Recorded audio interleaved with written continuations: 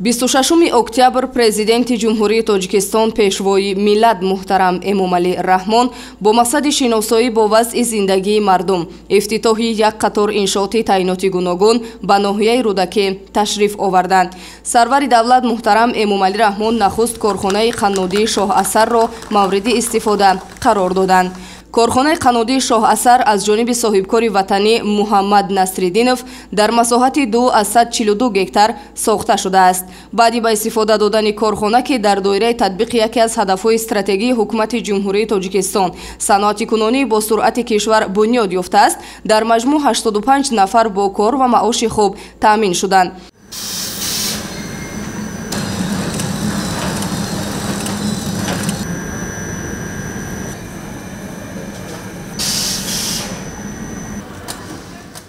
боиси хушнудӣ است ки бо дастгириҳои ҳукумати ҷумҳурии Тоҷикистон рӯз ба рӯз сафи корхонаҳои навтаъсис зиёд шуда истодаанд. аз он ҷумла ширкати мо ҷамъияти дорои масъулияти маҳдуди Шоҳасар, ки имрӯз расман ба фаъолият шурӯъ кард, бо истеҳсоли маҳсулоти баландсифати қаннодӣ машғул мебошад. айни ҳол 7 хати истеҳсолӣ ба роҳ мондаем, ки маҳсулоти баландсифатро истеҳсол карда ба сокинони кишвар пешкаш мекунем. дар марҳилаи якум дар маҷмӯъ 85 ҷойи корӣ ташкил карда шуд, ки то соли 2026 бо назби 3 хати истеҳсоли дигар наздики 150 нафар бо ҷойи кори доимӣ ва маоши хуб таъмин карда мешаванд. шукронаи давлати миллат мекунем, шукронаи пешвои миллат мекунем, ки мо занҳоро дастгирӣ мекунанд, мо занҳоро ҳамкорӣ мекунанд. нисбати мо занҳои хонашин боиси хушнудист, ки ширкати навтаъсиси Шоҳасар ба кори худ фаъолият кард ва мо занҳои хонашин соҳиби ҷойи кор ва маоши баланд гардиданд. беҳтаринаш ин аст, ки раҳгирон накарда, дар масофаи дур нарафта, дар назди хонаи худ кору фаъолият мекунем ва ин нишон аз он аст, ки мо занҳо дар ҷомеа мақоми баланд дорем. шукри тинҷию оромӣ мекунем, шукри пешвои миллат мекунем. вобаста ба самарабахшии фаъолият, ҳаҷми истеҳсолот зиёд ва шумораи ҷойҳои корӣ тибқи нақша то соли 2026 то ба 150 нафар расонида мешавад.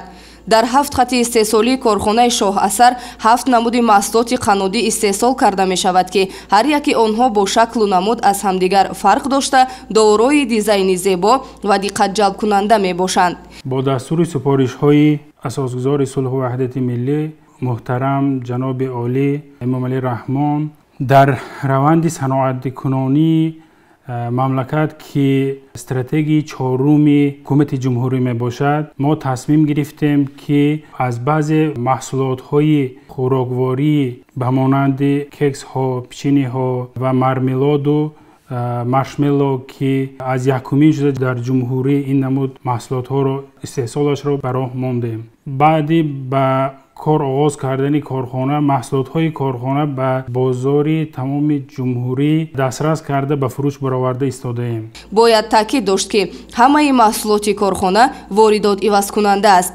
корхонаи Шоҳасар дар маҷмӯъ аз 5 бино, 2 сехи истеҳсолӣ, анбори ашёи хом, захираи маҳсулот ва маъмурият иборат мебошад.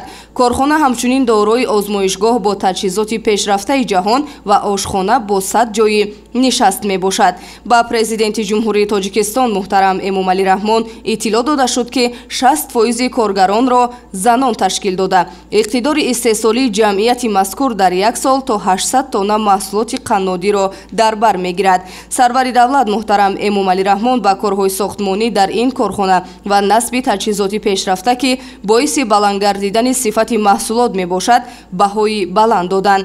боиси хурсандӣ дар он аст, ки бо иштироки ҷаноби олӣ президенти кишвар корхонаи истеҳсолии Шоҳасар оянда дар ҳаракат мекунем, ки корхонаи худро беҳтару хубтар намоем ва дар корхона айни замон занони хонашин ба кор даъват карда шуданд ва барои баланд бардоштани сатҳи зиндагиашон кӯмак мерасонад.